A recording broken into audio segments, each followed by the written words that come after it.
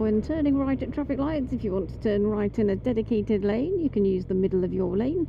If it was a straight ahead arrow combined with a right arrow, then we'd be using position 3 to turn right, to allow any traffic who want to go straight ahead to pass us more easily, and to give the traffic an idea that we are definitely turning right.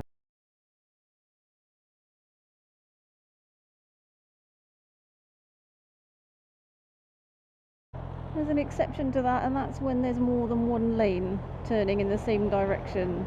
So there's occasions where the lanes are relatively narrow. Both lanes are turning right, but the left lane also has the option to turn left or go straight ahead. And on that occasion, if I was in the left of those lanes to go right, I'd stay in the middle of the lane because it's just safer to stay away from traffic passing us on the right.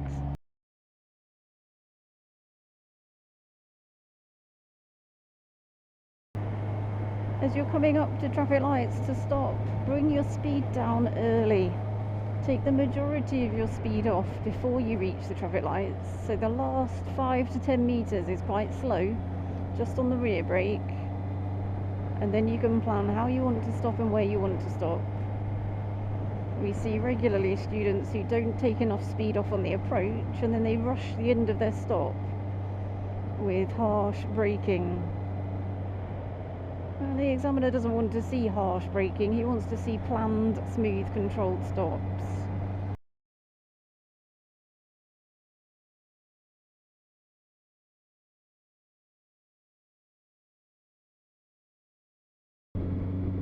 Remember, once you've completed your traffic lights, if the lanes are merging, you need a lifesaver, not just a mirror check.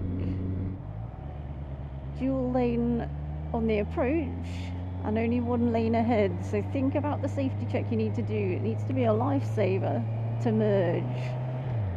Lots of people only check their mirrors for merging lanes, and that's not really any use to you, because what your mirrors show you is what's really far down the road behind you. Your shoulder check is checking the blind spot in the mirror, which is more important when you're changing position or there's merging lanes. If you're on your test and there's lots of traffic in lane 1 at the traffic lights, don't be afraid to use lane 2. The examiner will want you to go for a nice ride with him, so take him for a nice positive ride. Don't be afraid to use the other lanes that are available to you. But remember, these lanes are merging, so you need to do a shoulder check to merge, not just mirrors. It's wise to keep checking your mirrors on the approach to the merge, so you can see if there's anybody coming up really fast who it's worth just letting them come past you. Well, that's always very useful. But at the point where the lanes are about to merge, before it happens, I'd be checking over my shoulder. I wouldn't wait until it's too late to do that check. If you leave it till the last minute to do the check when the lanes are already merging, you've got less options available. So some people I'll see doing the check now. Where are you going to go if there's a vehicle in your blind spot at that point? So an earlier check will enable you to make a better plan. If there is a vehicle there, let them pass, or make the decision as to whether you're going to accelerate away from them.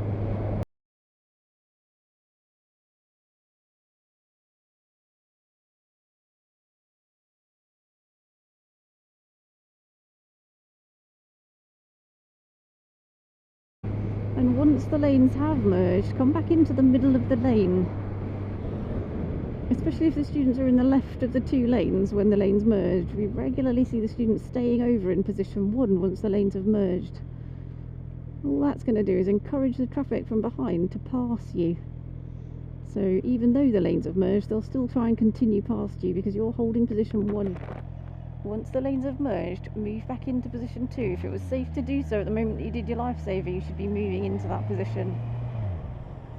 So turning left at traffic lights with a straight ahead arrow combined with a left, I'm going to use position 1 to allow any traffic behind me to go ahead as soon as I've turned. It also gives the correct information to those behind me that I'm definitely turning left, and it means I now don't have to do a lifesaver to turn left because I'm in position 1 and there's not enough room for a cyclist or anybody else to get up on my left hand side. So I'm a great fan of using position 1 to turn left because it's easier. Keep life simple. If you want to turn left from position 2, that's fine, but just before you turn, you'll need to do a lifesaver.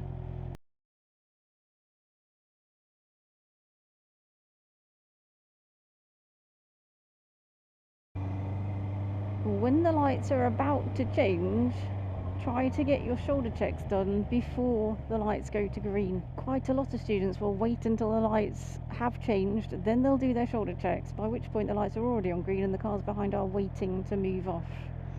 So with your traffic lights, anticipate the lights changing. As soon as you see the traffic slowing down in front of you for the junction or around you for the junction, get your checks done. The lights are about to change, so checks done, and then we're good to go.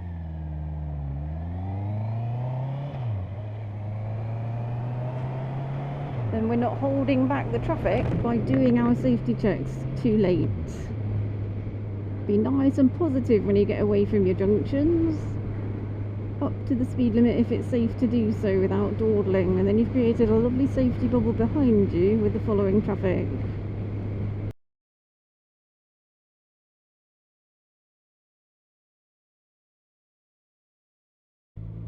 And remember, when you're turning right at lights, green doesn't mean go. Green means move forwards, give way to oncoming traffic, unless you've got a green filter arrow. And even then, check nobody's jumping the lights. Don't forget to get your lifesaver in. Make sure nobody's passing you as you're about to turn. Use the power to get away from the traffic behind. Lovely safety bubble behind, lovely safety bubble in front.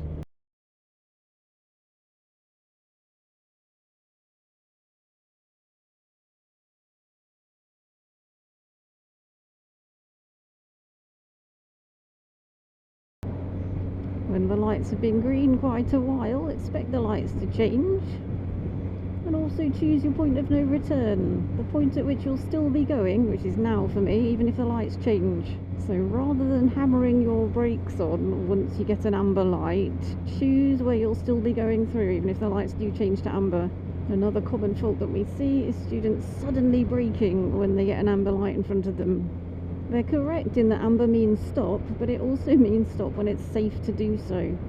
If you're having to practically do an emergency stop to stop for an amber light, then it's not safe to do so.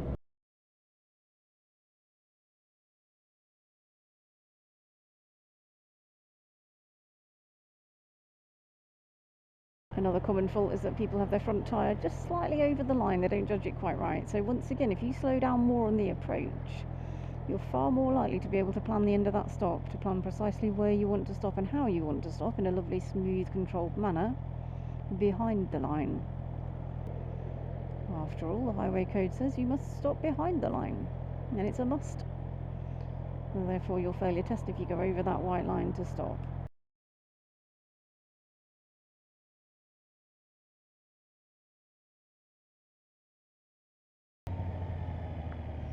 As you're approaching traffic lights, quite often there'll be accumulations of gravel or grit like this, so try and keep your tyres out of the grit.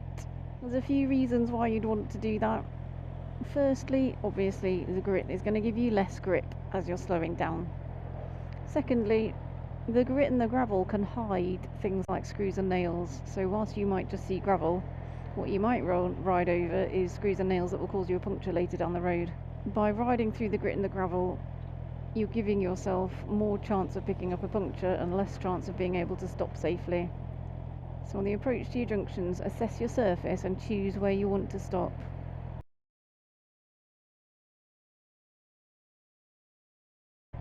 It's perfectly fine on your test if you want to sit in neutral. So I'm sat in neutral with my right foot down, my front brake applied, my left foot is up and ready to pop it down into gear as soon as I think these lights are about to change. What you don't want to be doing is sitting here in neutral, the lights go to green and then we have to wait for you to put it into first to move off. You've still got to get it into gear and do your shoulder checks to move off before the lights are green. So I'm going to pop it into gear now, because these lights have been going for quite a while now and I suspect it's my go next. And as soon as I can, shoulders, and then we can go.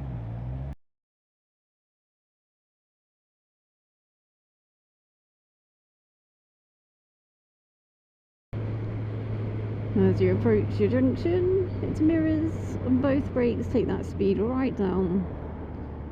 Come down through your gears, make sure you're stopping in first gear. Give yourself a good gap. I'm going to pop it into neutral because these are quite a long set of lights. Turning left in a dedicated lane. I'm going to be in the middle of this lane, so there's no need to position myself over to the left, but that does mean that I need to do a really good check to the left before I turn, in case a cyclist or scooter rider's zoomed up on my left. Going to keep a close eye in case the filter arrow had come on before the rest of the lights changed. It's quite common for people to miss those ones.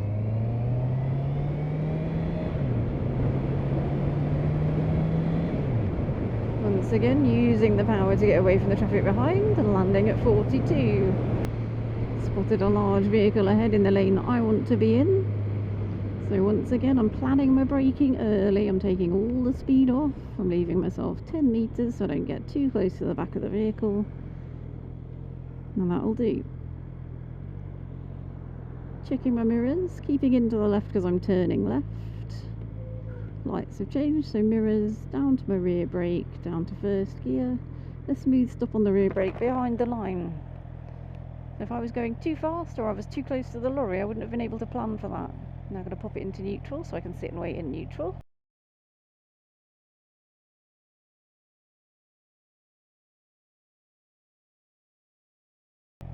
Remember, when you do put it into neutral, ease the clutch out. Don't trust the bike to be in neutral. I get a lot of students who do this once they put it into neutral. Don't do that because it might not be neutral. Bikes have false neutrals, they lie to you. And if you dump your clutch out, it'll suddenly stall, okay?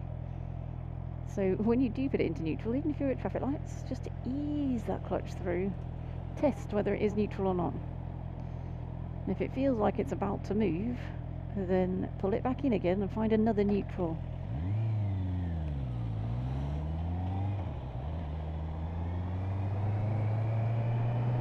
When you're moving off from traffic lights, try and go for an early second gear. Don't keep it in first gear, just go for an early second. It'll help you with your turn. It'll also help you to get away from the traffic. Get a lot of people holding it in first gear on really high revs, which isn't particularly comfortable. And if you roll off the throttle a little bit, you'll get an awful lot of engine braking in first gear as you're turning. As usual, thanks for watching, and I'll see you soon.